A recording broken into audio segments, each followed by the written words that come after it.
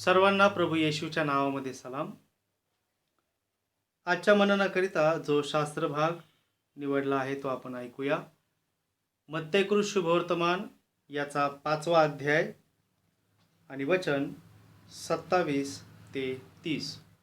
मत्तेकृत शुभवर्तमान याचा 5वा अध्याय वचने 27 ते 30 असं लिहिलंय. व्यभिचार करू नको म्हणून सांगितले होते हे तुम्ही ऐकले आहे. मी तर तुम्हाला सांगतो, जो कोणी एखाद्या स्त्रीकडे कामेच्छेने पाहतो त्याने आपल्या मनात तिच्याशी व्यभिचार केलाच आहे. तुझा उजवा डोळा तुला पापास प्रवृत्त करीत असेल तर तो उपटून टाकून दे, कारण तुझे संपूर्ण शरीर नरकात टाकले जावे यापेक्षा तुझ्या एका अवयवाचा नाश व्हावा हे तुझ्या हिताचे आहे. तुझा उजवा हात तुला पापास प्रवृत्त करीत असेल तर तो तोडून टाकून दे, कारण तुझे संपूर्ण शरीर नरकात पडावे यापेक्षा तुझ्या एका अवयवाचा नाश व्हावा हे तुझ्या हिताचे आहे. परमेश्वर देवबाप वाचलेल्या वचनांना आपल्या प्रत्येकासाठी आशीर्वादित करो. आमेन. आपण काही आठवड्यांपासून नरकात जाणारे लोक या विषयावर मनन करीत आहोत. नरकात जे लोक जाणार आहेत त्या लोकांचं वर्णन प्रगटीकरण 21वा अध्याय आणि 8व्या वचनामध्ये आहे. आणि आपण गेल्या वेळेस खून करणारे या विषयावर मनन केलं. मी हे वचन पुन्हा वाचतो. प्रगटीकरण 21वा अध्याय वचन 8. परंतु भेकड, विश्वास न ठेवणारे, अमंगळ, खून करणारे, जारकर्मी, चेटकी, मूर्तिपूजक व सर्व लबाड माणसे ह्यांच्या वाट्यास अग्नीचे व गंधकाचे सरोवर येईल, हेच ते दुसरे मरण आहे. नरकात जाणाऱ्या लोकांचं या 8व्या वचनामध्ये वर्णन आहे. आणि आज आपण यामध्ये जारकर्मी या विषयावर मनन करूया. जारकर्मी परमेश्वराच्या राज्यात जाऊ शकत नाहीत. जारकर्म आणि व्यभिचार याचा परमेश्वराने सुरुवातीपासूनच निषेध केलेला आहे.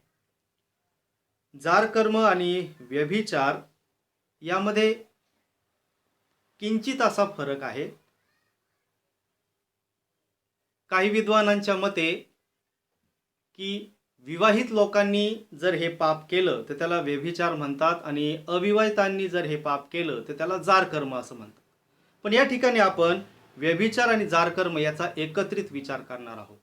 जे व्यभिचारी आहेत, जे जारकर्मी आहेत, ते परमेश्वराच्या राज्यात जाणार नाहीत. मूळ ग्रीक बायबलमध्ये जो शब्द आलेला आहे जारकर्मासाठी तो आहे पॉर्नॉस, आणि याचा शब्दशः अर्थ आहे वेश्या व्यवसाय करणारे. आणि आज यावर आपण थोडक्यात पाहूया की परमेश्वराने अगदी सुरुवातीपासून जारकर्म, व्यभिचार याचा निषेध केला. मोशेच्या द्वारे ज्या 10 आज्ञा परमेश्वराने दिल्या त्यामध्ये 7वी आज्ञा जी आहे ती ही आहे. निर्गम याचा 20वा अध्याय आणि 14व्या वचनामध्ये आपण पाहतो 10 आज्ञांमध्ये जी 7वी आज्ञा दिलेली आहे ती ही आहे की व्यभिचार करू नको. आणि या ठिकाणी आपण निर्गमाच्या पुस्तकामध्ये 20वा अध्याय आणि 14व्या वचनामध्ये पाहतो की व्यभिचार करू नको अशी आज्ञा परमेश्वराने मोशेच्या द्वारे दिली होती. आणि जो कोणी व्यभिचाराचं पाप करेल त्याला मृत्यूदंडाची शिक्षा नियमशास्त्रानुसार होती. म्हणजे आपण पाहतो की हे इतकं भयंकर असं पाप मानलं गेलंय की यामध्ये दगडमार करून मृत्यूदंड दिला जायचा. आणि आपण नियमशास्त्रामध्ये पुढे हे पाहतो. जर आपण लेवीयचं पुस्तक याचा 20वा अध्याय आणि 10वं वचन जर पाहिलं तर त्या ठिकाणी आपण पाहतो लेवी 20 आणि वचन 10 पासून पुढं व्यभिचार आणि जार कर्म करणारे यांच्याविषयी असं सांगितलेलं आहे, जो दुसऱ्याच्या बायकोशी व्यभिचार करीतो, म्हणजे आपल्या शेजाऱ्याच्या बायकोशी व्यभिचार करीतो, त्या जाराला व त्या जारिणीला अवश्य जीवे मारावे. म्हणजे हे पाप करणाऱ्याला मृत्यूदंडाची शिक्षा होती. आणि आपण शास्त्रामध्ये पाहतो की नवीन करारामध्ये देखील याचा अतिशय कडक शब्दामध्ये निषेध केलेला आहे. जार कर्म, व्यभिचार परमेश्वराच्या दृष्टीने पाप आहे आणि हे करणाऱ्याला परमेश्वर कशा प्रकारे शासन करतो याचं वर्णन प्रकटीकरणाच्या 2ऱ्या अध्यायामध्ये देखील आपण पाहतो. जर आपण प्रकटीकरण 2रा अध्याय आणि यामध्ये वचन प्रकटीकरण 2रा अध्याय आणि वचन 20 मध्ये जर आपण पाहिलं, तिथं असं लिहिलंय, व्यभिचार करणाऱ्याला, जारकर्म करणाऱ्याला काय शिक्षा आहे. प्रकटीकरण 2:20, तरी तुला दोष देणे मला प्राप्त आहे, कारण इजबेल नावाची जी स्त्री आपणाला संदेष्टी म्हणविते आणि जारकर्म करण्यास व मूर्तीला दाखविलेले नैवेद्य खाण्यास माझ्या दासांना शिकवून भुलविते, तिला तू तसे करू देतोस. तिने पश्चाताप करावा म्हणून मी तिला अवकाश दिला, तरी आपल्या जार कर्माबद्दल पश्चाताप करण्याची तिची इच्छा नाही. पहा, मी तिला अंथरुणाला खिळून टाकेल आणि तिच्याबरोबर व्यभिचार करणाऱ्या लोकास तिने शिकविलेल्या कृत्यांबद्दल त्यांनी पश्चाताप न केल्यास मोठ्या संकटात पाडीन. म्हणजे आपण पाहतो की नवीन करार देखील या पापाविषयी असं शिक्षण देतं की परमेश्वराला न आवडणाऱ्या गोष्टींपैकी ही एक गोष्ट आहे. आणि आपण पाहतो दाविदाने ज्या वेळेस व्यभिचाराचं पाप केलं, 2 शमूएल याच्या 11व्या अध्यायामध्ये आपण पाहतो की दावीद राजाने उरिया हित्ती याची बायको बतशेबा हिच्याशी व्यभिचार केला. आणि दावीद परमेश्वराचा जवळचा होता, धार्मिक होता, तरी देखील परमेश्वराने त्याला देखील सोडलं नाही. आणि 2 शमूएल 12व्या अध्यायामध्ये आपण पाहतो की शमूएल संदेष्टाच्याद्वारे दावीदाला परमेश्वराने शिक्षा सुनावली. आणि आपल्याला तो अध्याय, ती गोष्ट चांगली माहिती आहे की बतशेबेला दाविदापासून जे मूल झालं ते वाचलं नाही. दाविदाने खूप प्रार्थना केल्या, परंतु परमेश्वराने दाविदाला शासन केलं आणि ते मूल मरण पावलं. म्हणजे परमेश्वर या पापाचा निषेध करतो आणि व्यभिचार आणि जारकर्म असं पाप करणाऱ्यांना परमेश्वर शिक्षा देतो. म्हणतो कितीही एकेकाळी धार्मिक असो किंवा परमेश्वराच्या जवळचा असो, पण जो कोणी असं पाप करतो त्याला परमेश्वर शिक्षा दिल्याशिवाय राहत नाही. दावीद परमेश्वराच्या जवळचा होता, परंतु देवाने दाविदाला सुद्धा सोडलेलं नाही. 1 करिंथ याचा 6वा अध्याय आणि 15व्या वचनामध्ये पौलाने असं म्हटलंय, 1 करिंथ 6वा अध्याय आणि वचन 15, तुमची शरीरे ख्रिस्ताचे अवयव आहेत हे तुम्हास ठाऊक नाही काय? तर मग मी ख्रिस्ताचे अवयव नेऊन ते कसबिनीचे अवयव करावे काय? कधीच नाही. आणि पुढे पौल असं म्हणतो, जो कसबिनीशी जडला तो व ती एक शरीर आहेत हे तुम्हास ठाऊक नाही काय? कारण ती दोघे एक देह होतील असे तो म्हणतो, परंतु जो प्रभूशी जडला तो व प्रभू एक आत्मा आहेत. आणि म्हणून आपण पाहतो की जार कर्म आणि व्यभिचार करणारे परमेश्वराच्या दृष्टीने अपराधी आहेत. जर ते पश्चाताप करत नाहीत तर देवाच्या राज्यामध्ये त्यांचा प्रवेश नाही. देवाच्या राज्यामध्ये न जाणाऱ्यांची जी यादी आहे त्यामध्ये जारकर्मी आणि व्यभिचारी लोक आहेत. परंतु आपण जर प्रभू येशूच्या शिकवणीकडे लक्ष दिलं तर यामध्ये आपल्याला आणखी पुढची गोष्ट पाहायला मिळते.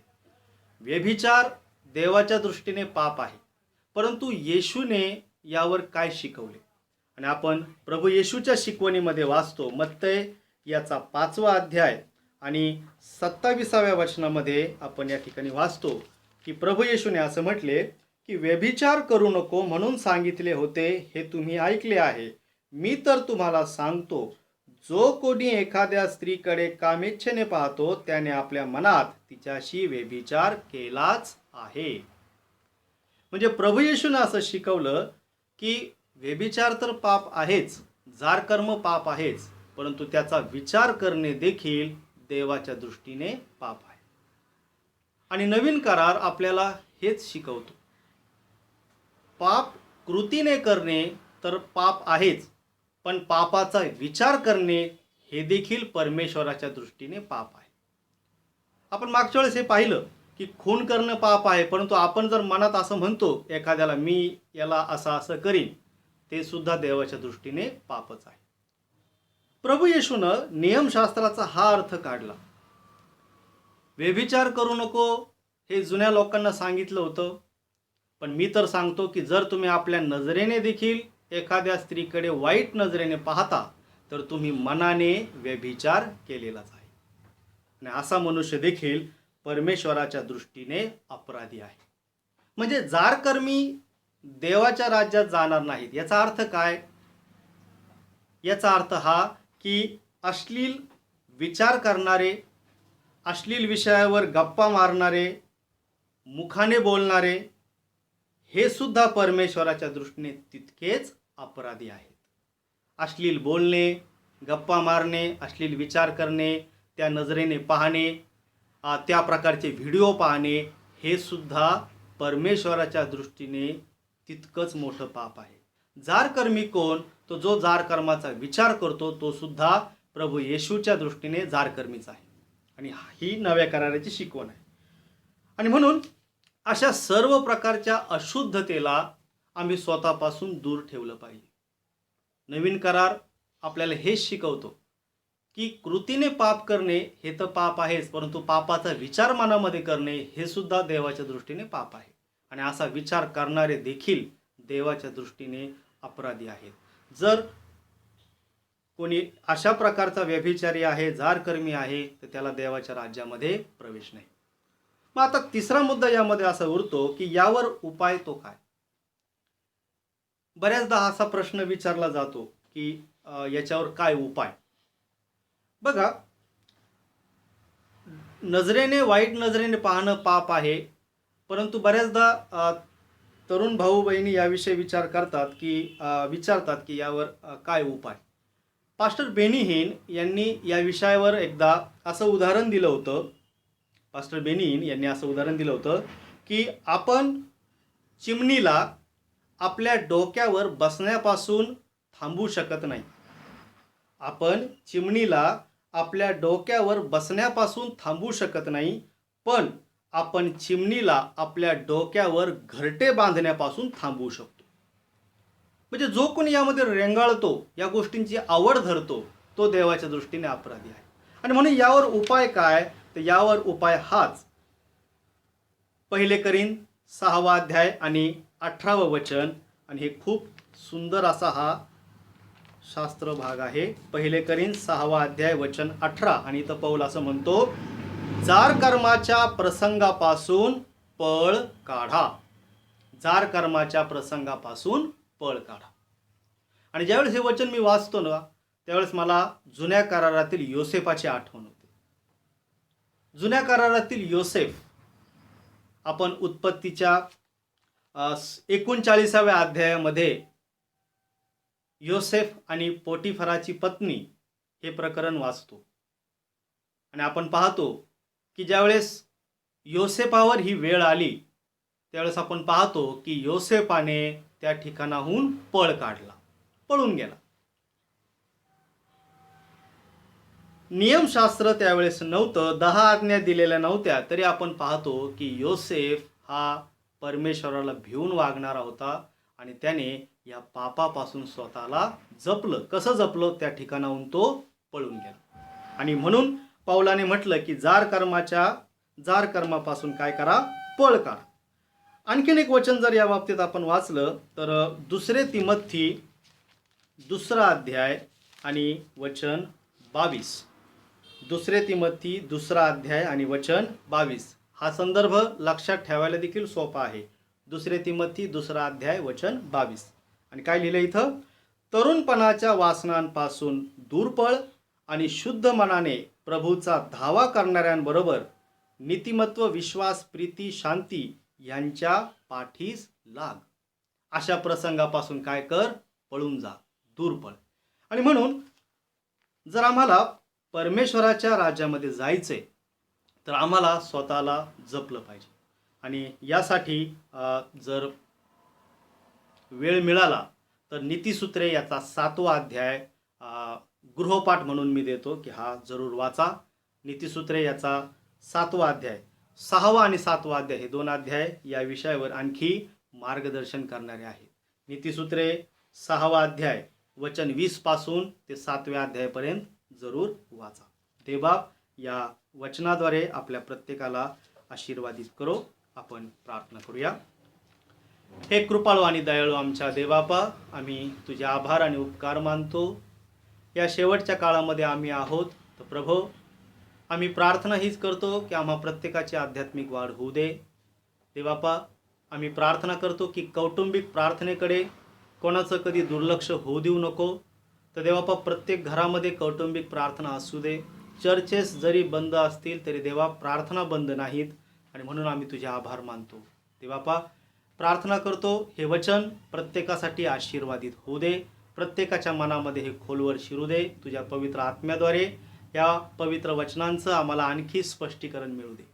आम्ही प्रार्थना करतो देवबापा, जे कोरोनामुळे आजारी आहेत त्या सर्वांवर देवबापा दया कर. जे जे आजारी आहेत त्यांना तुझा आरोग्यदायी स्पर्श होऊ दे. आणि आम्ही प्रार्थना करतो कोरोना हा आजार देवबापा थांबव आणि तू तुझ्या लोकांवर दया कर, अशी आम्ही प्रार्थना करतो.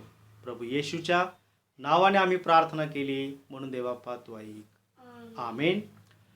हे आमच्या स्वर्गातील बापा, तुझे नाम पवित्र मानले जाओ. तुझे राज्य येव, जसे स्वर्गात तसे पृथ्वीवरही तुझ्या इच्छेप्रमाणे हो. आमची रोजची भाकर आज आम्हास दे. आणि जसे आम्ही आपल्या ऋण्यास ऋण सोडिले आहेत तसेच तो आमची ऋणे आम्हास सोड. आणि आम्हास परीक्षेत आणू नकोस, तर आम्हास वाईटापासून सोडीव. कारण की राज्य, सामर्थ्य आणि गौरव ही सर्व काळ तुझीच आहेत. आमेन. आणि आता सर्व बुद्धी सामर्थ्याच्या पलीकडे असलेली देवबापाची प्रीती, तारणाऱ्या प्रभू येशू ख्रिस्ताची कृपा आणि पवित्र आत्म्याची सहभागिता आणि मार्गदर्शन आपणा सर्वांसोबत आता आणि सदा सर्व काळ असो. आमेन.